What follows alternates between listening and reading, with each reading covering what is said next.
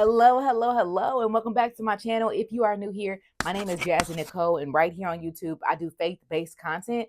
Today is no different. We are hopping into Romans chapter 3. But listen, real quick, if you are looking for a Bible study bestie, somebody to get into the Word of God with you, because sometimes reading it by yourself, it gets confusing, baby, and you just want a homegirl to read the Word with you, baby, that's me. So stay along for the ride. Let's keep getting into this Word together. If you have been around for a while, good evening, good morning, good afternoon. How the family? Y'all good? Okay, good. Okay, good. Without further ado, let's get into Romans chapter 3.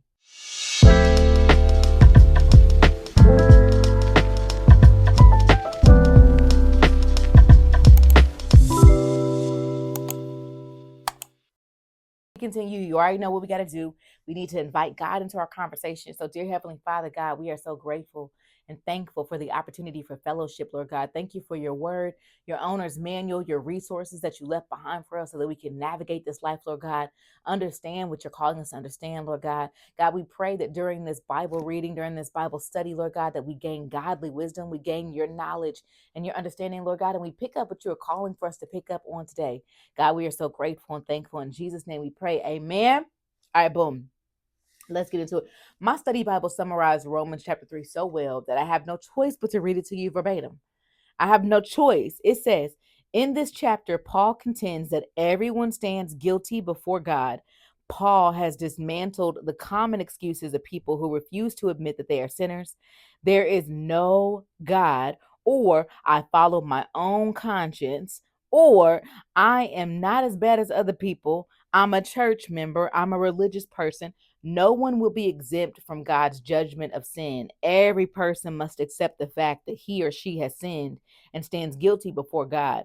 Only then can we understand and receive God's wonderful gift of forgiveness. This is so important because the entire Romans chapter 3 is literally pointing to the Jews and saying, listen, I know y'all Jews. It's a great thing that y'all Jews. That's beautiful. But that doesn't save you. In fact, faith is what saves you. Knowing the law is one thing, but having faith is a totally another thing. And this is so important for us to understand as we are believers and in our walks. I cannot wait to get into this with you. So without further ado, let's go into Romans chapter 3, verse 1. Now, as always, it's important to remember the context. This is a letter that Paul is writing to people in Rome, to the church in Rome. This church has both Jews and it has Gentiles. Paul has not met these people, but he's heard about them. That's really important for us to remember. So while he's writing this letter, let that stand out. Okay. Now it says in verse number 1, then what's the advantage of being a Jew? Is there any value in the ceremony of circumcision? So what Paul is really saying here is he's saying, listen, there's advantages of being a Jew. There's definitely advantages. There's advantages there. So I don't want you to feel like that's not a great thing. But he is saying, is there any advantages? Yeah. In verse number 2, he says there's great benefits. First of all, the Jews were entrusted with the whole revelation of God. Remember, the Jews are the ones who received the Torah. They were the ones who were trained up on the Torah. They were trained up on the law of Moses. They were trained up on all these traditions, such as circumcision, which is a big topic. And the reason why he keeps calling out circumcision in the book of Romans is because remember the conversation that he had in Acts.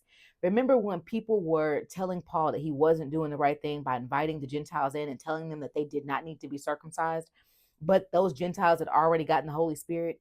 You remember that in the book of Acts? So the reason why he keeps mentioning circumcision is because it was a pain point for some of the Jewish people, a stumbling block for them to accept the Gentiles into the Christianity. So that's the reason why he keeps mentioning that, because it was a pain point. Now, in verse number 3, he said, true, some of them were unfaithful. He's saying, listen, some of the people that you grew up with, some of the church members you grew up with, some of them were unfaithful. Because they were unfaithful, does that mean that God is not?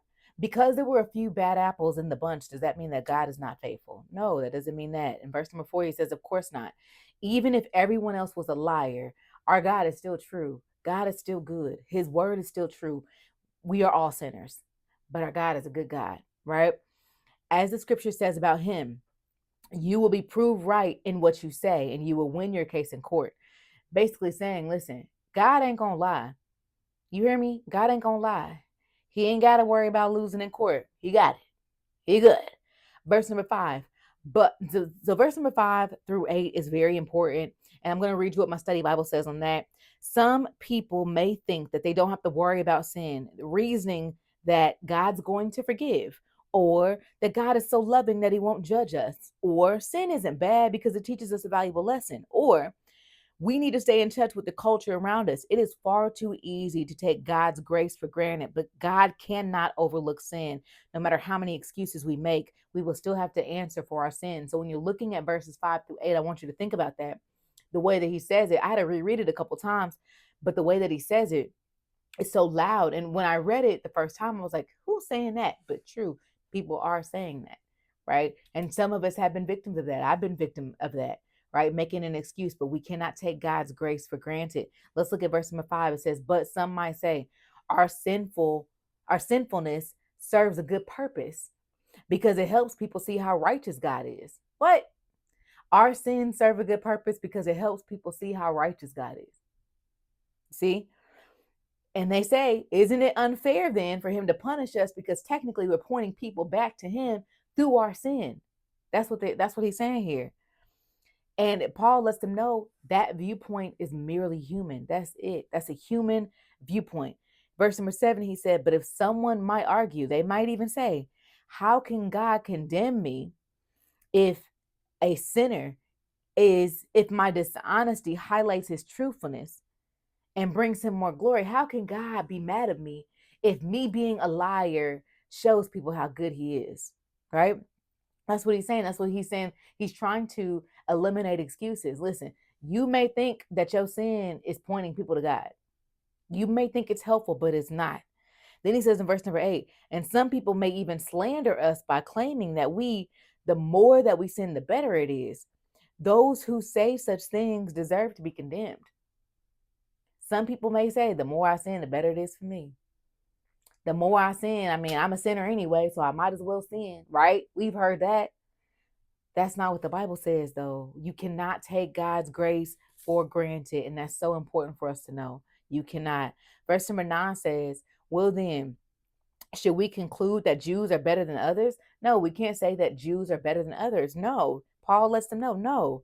We've already shown that all people, whether they are Jews or Gentiles, are under the power of sin. We are literally all sinners. He says, as what the scriptures say, no one is righteous, not even one. So what he does here is he goes right into talking about Psalms chapter 114, verses 1 through 3. This is talking about no one being righteous. It's talking about us without God, who we are without God. Okay. No one is righteous. Not even one person is righteous without God. Not even one person is truly wise. Verse number 11. Not even one person is seeking him without God, right? Without a relationship. Verse number 12. All have turned away. All have become useless. No one does good. Not a single one. Their talk is foul. Their stench from the open grave. Their tongues are filled with lies. Snake venom drips from their lips. Their mouths are full of cursing and bitterness. They rush to commit murder. Destruction and misery always follow them. They don't know where to find peace, and they don't have any fear of God. This is saying what it is like a relationship without God. Whoa, right? Look here, verse number 19. Obviously, the law applies to those who it was given to, for its purpose is to keep the people from having excuses, to show that the entire world is guilty before God.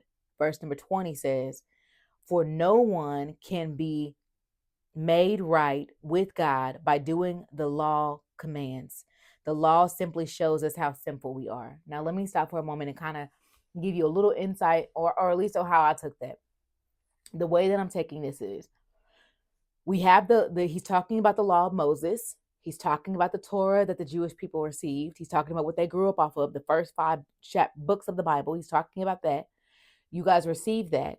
That does not save you. Just by reading the word of God, that doesn't save you. Your faith is what saves you, right? Because we don't get eternal life by our actions, right? You can't win. You can't perform your way into eternal life. You can't perform your way into the kingdom of God. Your faith is what does that, right? If all we had was the commandments to go off of and not relationship and not needing faith, our pride would seep in, right?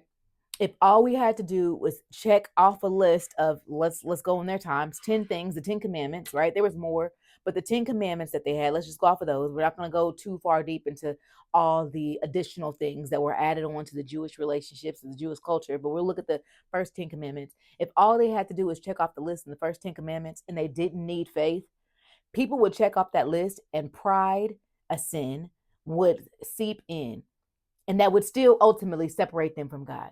This is why faith is so important. So when you were reading this, he's talking about the importance of not only following the law, but how faith is more important instead of all that, right? Your faith in Jesus Christ is more important over all that. Verse number 21, but now God has shown us a way to be right with him through keeping the requirements of the law as promised in the writings of Moses and the prophets long ago. Verse number 22, we are made right with God by placing our faith in Jesus Christ. And this is true for everyone who believes, no matter who we are. Why is this important? So remember the context. He is speaking to the Jewish people. He's speaking to the Gentiles of this church. And the Gentiles they weren't born off the Torah, right? They didn't know all the laws that the Jewish people grew up on. They didn't know all of those. Their faith is in Jesus Christ dying on the cross for their sins is what saved them. Faith is more important than anything. So that's why it's like when we say things like I'm losing my faith, it's so hard, that's a place that we don't want to be, because our faith is the foundation of our religion. Believing that Jesus died on the cross for our sins, believing that all things work in together for his good, right? Believing these things. That is the foundation of our religion. Faith is so important. Verse number 23 says, for everyone has sinned. We have all fallen short of God's glorious standards. Ain't none of us perfect. None. Right? Verse number 24, yet God in his own grace merely makes us right in his eyes. And he did this through Christ Jesus, who he freed us from the penalty of our sins. Jesus died on the cross for our sins. We deserve punishment. Jesus took the place. Right? Verse number 25, God presented Jesus as a sacrifice for sin. People are made right with God when they believe that Jesus sacrificed his life, shedding of his blood. This sacrifice shows that God was being fair when he held back and did not punish those who sin. All sin deserves death. All of it does. But Jesus Christ dying on the cross for our sins allowed us an opportunity to receive eternal life, but we have to believe in who Jesus was. That's why he said there's no way through the Father except for me. You can't come to God unless you believe in Jesus, right? So then verse number 26, for he was looking ahead and including them in what he would do in this present time. God did this to demonstrate his righteousness, for he himself is fair and just, and he makes sinners right in his own eyes that believe in Jesus. Verse number 27 is very important because it's going back to the pride in the Jewish community. It's going back to that. Verse number 27 says, can we then boast? Can we be prideful that we have done anything to be accepted by God? Right? Because remember, if all we had was those 10 commandments, if all we had to do that, and we didn't necessarily need to have faith, if we hit that checklist, them 10 things, we would probably be very prideful, very boastful, and be like, I earned my way into heaven. I earned my way. No. Because that's when pride seeps in. So he's letting them know you can't boast in the things that you've done for God because you don't deserve it, right? You don't deserve that. No, because our acquittal is not based on obeying the law. It's based on faith. Us having access in a relationship with God is not based on us following the 10 commandments.